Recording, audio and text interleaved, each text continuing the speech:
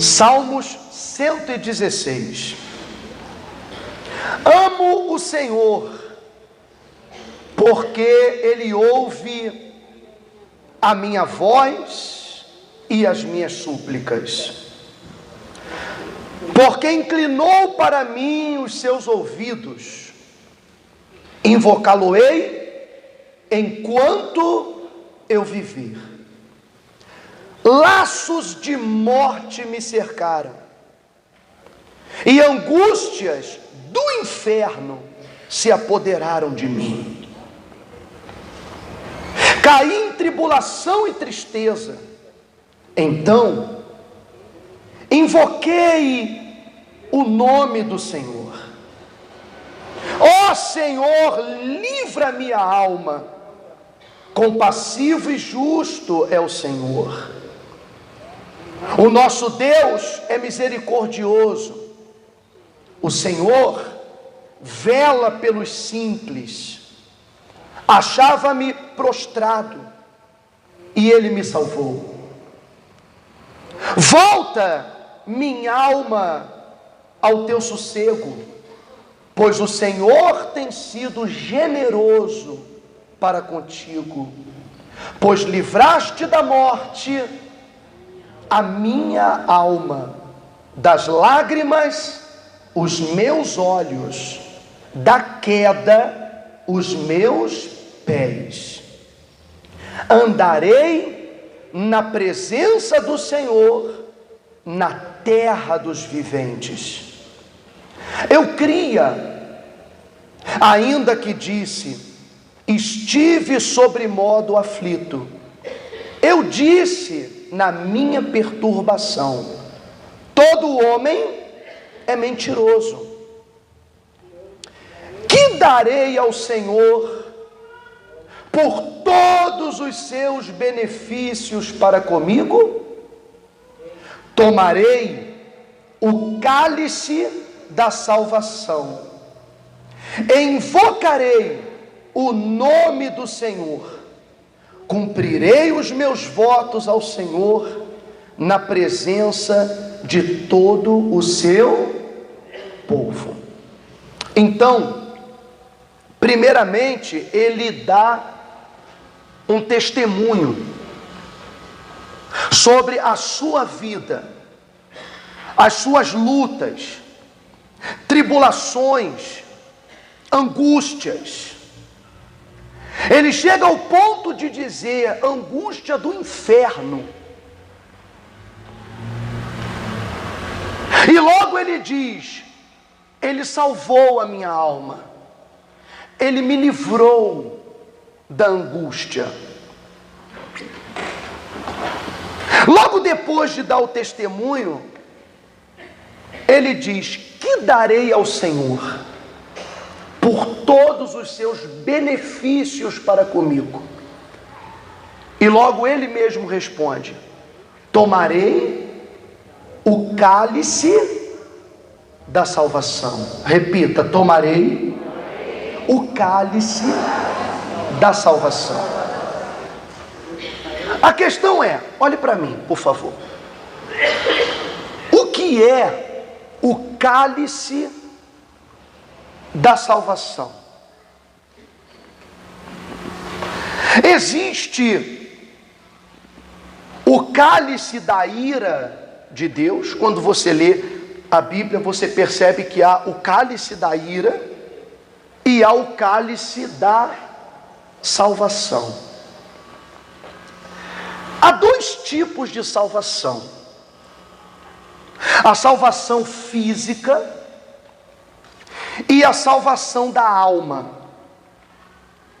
Por exemplo, a mulher hemorrágica que sofreu 12 anos com fluxo de sangue, ela foi até o Senhor porque dizia no seu coração, se eu tão somente tocar-lhe a orla do vestido, serei curada. Muito bem, ela enfrentou toda a dificuldade para tocar na orla do manto de Cristo e ela foi curada.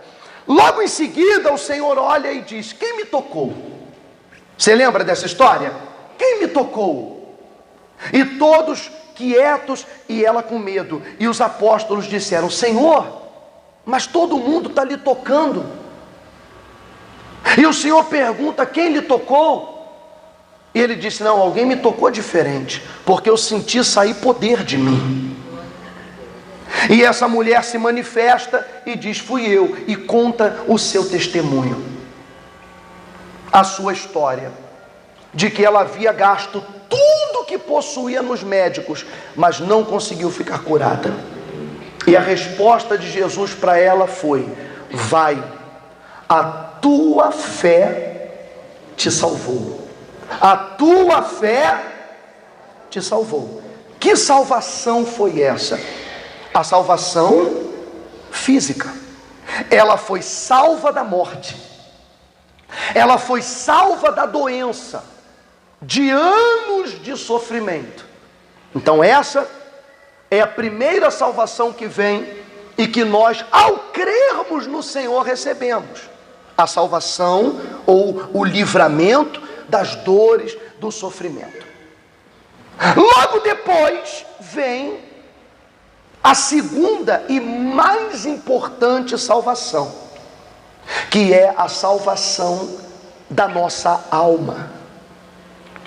Muitas pessoas alcançaram já a salvação física, alcançaram a salvação, foram livres de doenças, de misérias, de aflições, porém ainda não alcançaram a salvação eterna, a vida eterna. Por quê? Davi, ele diz: tomarei o cálice da salvação. Mas em que consiste o cálice da salvação? Bom, o Senhor Jesus, ele disse que o reino dos céus é tomado por esforço. O reino dos céus é tomado por esforço, tomado. Você toma ele por meio de esforço. Qual é o significado desse esforço? O significado real dessa palavra esforço, no original bíblico, significa violência. O reino de Deus é tomado por meio de violência. Que tipo de violência? Violência contra o próximo? Não, porque o Senhor Jesus já pregou que nós temos que amar o próximo. Então não é violência contra o próximo. Violência contra Deus? Não. Amarás o Senhor teu Deus sobre todas as... Então não é violência contra Deus. Então peraí, que tipo de esforço ou que tipo de violência é necessária para que o reino de Deus seja tomado e nós possamos ter a salvação eterna? Está com chiado estranho. Tenta ver o que é, por favor. O que é necessário? Que violência é essa que nós temos que imprimir para tomar o reino dos céus, se apoderar dele e alcançar a salvação eterna? O que é necessário? A violência não é contra o próximo, não é contra Deus, mas é contra si próprio.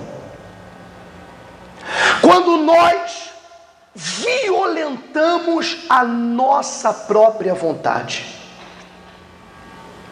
quando nós violentamos o nosso eu, o nosso ego, a nossa velha natureza, com os seus desejos, com as suas manias, com os seus costumes.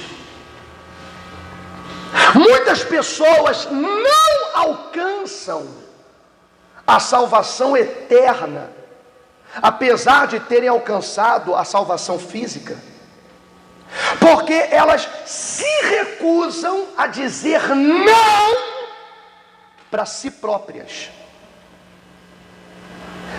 É como uma criança. Uma criança não tem o entendimento sobre o que vai lhe fazer bem ou o que vai lhe fazer mal. O pai é que sabe, a mãe é que sabe. E muitas vezes, ainda com dor na alma, o pai e a mãe têm que dizer não para o seu filho, para o bem dele. O filho, sem entender, ele faz pirraça, chora, faz escândalo no supermercado, faz escândalo no restaurante, faz barulho, porque ele não entende que aquilo não se pode fazer. Ele entende aquele não como uma violência à sua vontade, então ele reage. Da mesma forma, a nossa carne reage a essa violência quando nós dizemos não, isso não vai ser feito, não vou fazer a tua vontade, não vou obedecer a esse instinto, não vou obedecer à minha própria natureza. Isso é uma violência contra a sua carne, a sua vontade. Mas não é o que o mundo prega.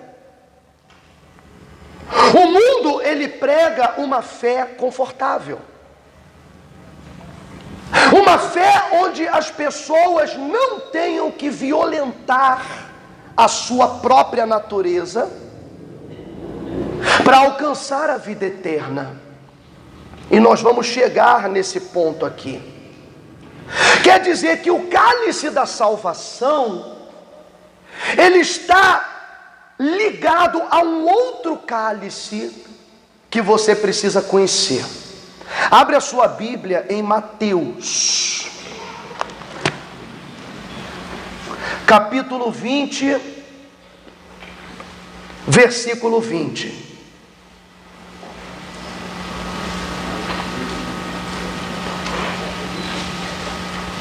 Mateus, capítulo 20, versículo 20. O pedido da mãe de Tiago e João. Eram 2 discípulos. Então, se chegou a ele a mulher de Zebedeu, com seus filhos, e adorando-o, pediu-lhe um favor. Adorando-o, pediu-lhe um favor. Perguntou-lhe ele: que queres? Ela respondeu: manda que no teu reino estes meus 2 filhos se assentem, um à tua direita e outro à tua esquerda. Mas Jesus respondeu: não sabeis o que pedis. Podeis vós beber o cálice que eu estou para beber? Responderam-lhe: podemos. Mas eles estavam pensando no cálice da salvação. Podemos, porque todo mundo quer ser salvo. Quem quer ser salvo?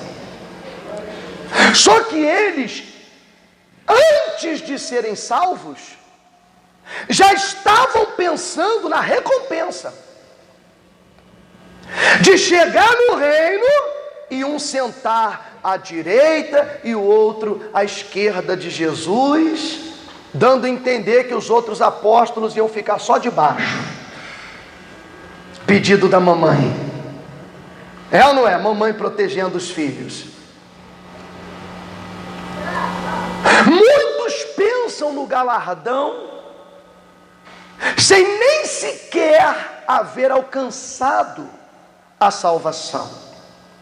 E quando o Senhor diz: vocês não sabem o que pedem, o que estão pedindo, vocês podem beber o cálice que eu estou para beber?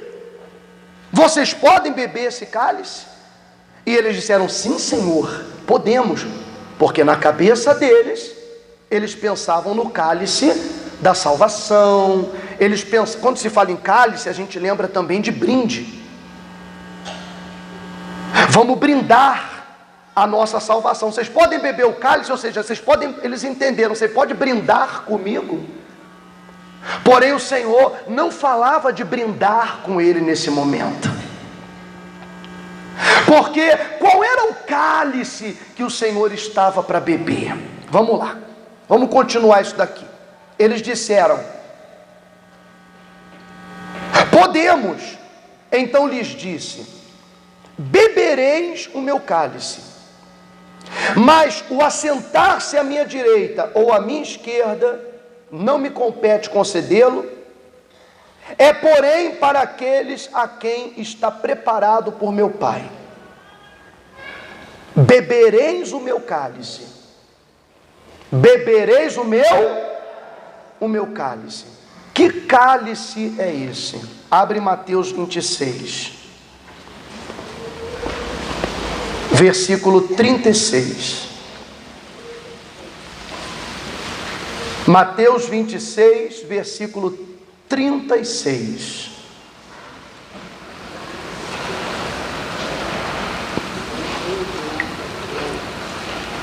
Em seguida, foi Jesus com eles a um lugar chamado Getsemane, e disse a seus discípulos: assentai-vos aqui, enquanto eu vou ali orar.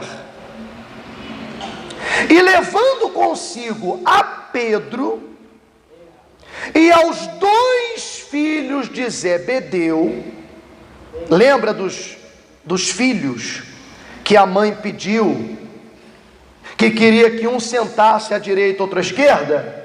Pois é, quando Jesus estava indo beber o cálice dele, ele falou para os 2: vamos comigo lá, agora eu vou mostrar para vocês qual é o cálice que vocês têm que beber. Pegou Pedro e mais os 2, os outros discípulos, disse: fica aqui que a gente vai ali orar. E levou só eles, mais próximos. Levando consigo a Pedro e aos 2 filhos de Zebedeu, começou a entristecer-se e a angustiar-se. Então lhes disse: a minha alma está profundamente triste até a morte. Ficai aqui e vigiai comigo. Adiantando-se um pouco, prostrou-se sobre o seu rosto, orando e dizendo: meu Pai, se possível, passa de mim este cálice. Todavia, não seja como eu quero, e sim como tu queres. Olha o que é violentar a sua própria vontade. Não significa não ter vontade, ou não expressar a sua vontade, mas ser capaz de passar por cima dela para que a vontade de Deus se cumpra. O Senhor Jesus, ele sabia que ia ter que passar pelo sacrifício da cruz. Ele sabia que ia ser preso, espancado, torturado durante horas, humilhado pelos romanos e pelos sumos sacerdotes. Ele apanhou na cara, colocaram sobre a sua cabeça uma coroa de espinhos e bateram na cabeça dele até a coroa cravar na fronte dele. chicotearam, arrastaram de um lado para outro da cidade com correntes. Ficou horas sem comer, sem beber uma gota de água. Ele sabia qual era o cálice que ele tinha que tomar. Porque todos nós pensamos como os filhos de Zebedeu: eu quero o cálice da salvação, mas não quer o preço desse cálice. E o preço por esse cálice é o sacrifício da própria vontade, o sacrifício dos próprios desejos, em detrimento da vontade de Deus. Então o Senhor Jesus disse: se possível, na sua oração, passa de mim esse cálice. Se possível, passa de mim esse cálice. Contudo, que não seja feita a minha vontade, e sim a sua vontade. Não há salvação sem sacrifício. Não há salvação sem que o candidato ao reino dos céus violente a sua própria vontade, diga não para si mesmo. Na sua jornada, amigos do seu passado vão ficando no caminho. Na sua jornada, muitos parentes vão ficando no caminho, porque não querem seguir a jornada com você. Muitas pessoas querem que você siga a jornada delas e beba o cálice delas, o cálice do conforto, de fazer aquilo que não lhe desafia. E o reino dos céus é para aqueles que desafiam a sua própria vontade, aqueles que aceitam perder aqui para ganhar lá em cima. Nem todos estão preparados para isso. Nós percebemos dia a dia dentro das igrejas, às vezes em coisas mínimas, as pessoas não querem assumir um compromisso. Ela não se torna uma dizimista, por exemplo. O que é um dízimo? É a 10ª parte de tudo que passa pela nossa mão. Ela não se torna uma dizimista. No entanto, ela diz: Senhor, toda a minha vida te pertence. Isso não é coerente. Porque se toda a vida dessa pessoa pertence a Deus, qual é o problema de separar 10% para honrar a obra dele? Para que almas sejam ganhas, pessoas sejam alcançadas, transformadas pela palavra de Deus. Se toda a vida dessa pessoa pertence a Jesus, Ele não quer um pedaço teu, Ele não quer uma parte da tua vida, Ele quer toda, porque Ele não deu uma parte da sua vida, Ele deu toda a sua vida por mim e por você. Então Ele não aceita menos do que todo o nosso ser, todo o nosso coração, toda a nossa vida, todo o nosso pensamento, todo o nosso desejo, tudo voltado para Ele. E é esse cálice que muitas pessoas não querem beber. E por isso elas não bebem o cálice da salvação, porque esse cálice começa com o sacrifício. Hoje em dia, nós vivemos uma época em que muitos ministérios evangélicos estão se abrindo, de pastores jovenzinhos, pastores que não têm nenhuma base cristã, nem de conhecimento, nem de encontro com Deus. Mas a palavra de Deus diz que nos últimos tempos haveriam falsos mestres. E hoje o mundo está cheio de falsos mestres,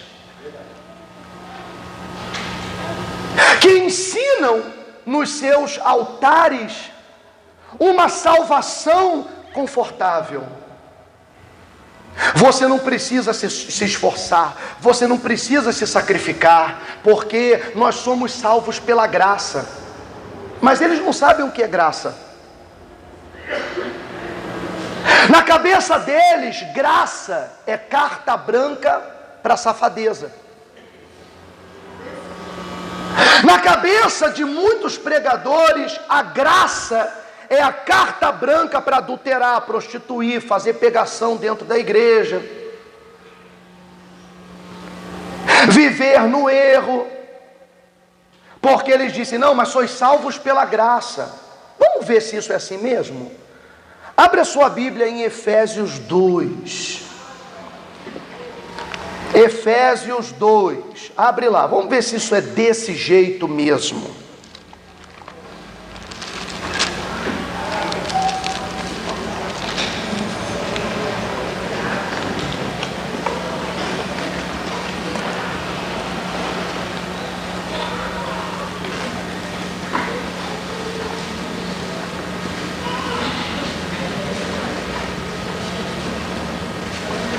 Vamos lá.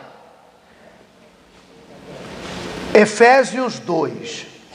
Ele vos deu vida, estando vós mortos nos vossos delitos e pecados, nos quais andastes outrora, segundo o curso desse mundo, segundo o príncipe da potestade do ar, do espírito que agora atua nos filhos da desobediência, entre os quais também todos nós andamos outrora, segundo as inclinações da nossa carne, fazendo a vontade da carne e dos pensamentos, e éramos, por natureza, filhos da ira, como também os demais. Mas Deus, sendo rico em misericórdia, por causa do grande amor com que nos amou, e estando nós mortos em nossos delitos, nos deu vida juntamente com Cristo. Pela graça sois salvos. E juntamente com Ele nos ressuscitou e nos fez assentar nos lugares celestiais em Cristo Jesus, para mostrar nos séculos vindouros a suprema riqueza da sua graça, em bondade para conosco em Cristo Jesus, porque pela graça sois salvos mediante a fé. Porque pela graça sois salvos mediante a fé. E isto não vem de vós, é dom de Deus. Vamos lá, olha para mim. O que é a graça? A graça é um favor imerecido. Quer dizer, eu não mereço, você não merece, não fizemos por onde Ele nos amar, o mundo não fez por onde, para que Deus enviasse o seu Filho para se sacrificar por nós, porque o mundo vivia no pecado, morto nos pecados, na prostituição, na mentira, nos enganos, na religiosidade. Então, ninguém fez por merecer tamanho amor. A humanidade não fez por merecer tamanho sacrifício. Ou seja, não dependeu do nosso amor a Deus, e sim do amor que Ele sente por nós. Isso foi o que determinou a graça. Quando Ele envia o seu Filho para nos salvar. Envia o seu Filho para nos resgatar do pecado. Muito bem. As pessoas dizem: eu sou salvo pela graça. Sim. Desde que essa mesma graça a tenha alcançado. Então vamos lá. Nem todos os crentes frequentadores, vamos trocar a palavra, nem todos os evangélicos foram alcançados pela graça. Por que não foram alcançados pela graça? Porque quando somos alcançados por ela, há uma transformação no nosso ser, nos nossos pensamentos, nos nossos sentimentos. É lapidado em nós o caráter de Deus. Então já não é mais a nossa natureza carnal, e sim a natureza divina que brilha em nós, na vida daqueles que foram alcançados pela graça. Então, por exemplo, a pessoa frequenta a igreja. Vamos falar desse ministério de jovens. Está lá o pastor garotão, que coloca aquela calça apertada, rasgada, e vai no altar com a igreja toda escura, toda preta, coloca o projetor. Aí vem aquelas pessoas com a cabeça raspada para louvar, vem as meninas de cabeça raspada, com aqueles piercing, com alargador, tatuagem de tudo quanto é jeito, e adorando e louvando e tal. Aí todo mundo fala: poxa, isso é muito legal. Seria legal se realmente se vivesse em santidade. Se não acontecesse, depois de muitos cultos, a pegação na porta da igreja, onde muitos meninos e meninas saem do culto para se prostituir. Mas tudo bem, porque depois eles voltam domingo e louvam ao Senhor, e pela graça sois salvos. Jesus morreu por mim, então eu posso pecar quantas vezes eu quiser, porque eu sempre vou pedir perdão, e Ele sempre vai me perdoar. Mas será que é assim que funciona? Porque uma pessoa que vive no pecado e no delito, aqui em Efésios diz, ela está morta. Então ela pode estar no culto, cantando, louvando, mas se ela continua na pegação, no adultério, na prostituição, no vício, na mentira, essa pessoa continua morta. Significa que ela não foi alcançada pela graça. Então ela não é salva pela graça. Para ser salvo pela graça, nós temos que primeiro ser alcançados por ela. E isso só acontece quando o Espírito de Deus vem sobre nós. Porque é Ele que nos transforma. É Ele que nos convence do pecado, da justiça. É Ele que nos convence do caminho certo. É o Espírito Santo. E a pessoa cheia do Espírito de Deus, plenamente convencida do que é certo e do que é errado, ela se recusa a fazer aquilo que pode lhe destruir no futuro. Ela sim foi alcançada pela graça. Porque logo em Efésios mesmo ele diz aqui, vamos lá, versículo 8 de novo. Porque pela graça sois salvos, mediante a fé. E a fé, ela está ligada à obediência à palavra de Deus. Então, se uma pessoa, ela não é obediente à voz de Deus, eu pergunto a vocês, ela foi alcançada pela graça de Deus? Não foi alcançada. Então, como pode ser salva pela graça? Porque é mediante a fé. É mediante a fé. E a fé está ligada diretamente à obediência.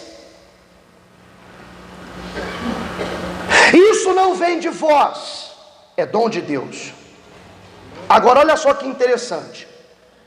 Não de obras, não de obras, para que ninguém se glorie. Ou seja, eu fiz tal coisa, então eu mereço a graça, eu mereço a salvação. Não de obras, para que ninguém se glorie. Pois, aí vem a conclusão, pois somos feitura dele. Pois somos o quê? Feitura dele, criados em Cristo Jesus, para o quê? Boas obras, as quais Deus de antemão preparou para que andássemos nelas. O que ele quer dizer? Não somos salvos pelas obras, para que ninguém se glorie. Aí logo ele diz, porém, como nós fomos alcançados pela graça, então se supõe que as nossas obras já têm que ser boas. É isso que ele está dizendo, se supõe, já que fomos alcançados pela graça, que nós tenhamos que viver uma vida transformada, porque somos feitura dele e temos a sua natureza.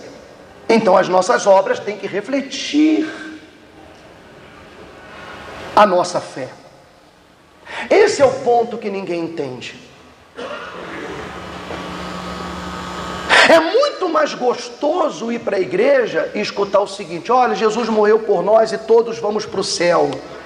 Independentemente se a gente viver no pecado e fizer coisa errada, a gente vem, louva, pede perdão e adora, e o Senhor nos perdoa, e nós continuamos salvos, uma vez salvos, salvos para sempre. É muito legal escutar isso, para quem vive na carne, para quem não quer beber o verdadeiro cálice da salvação,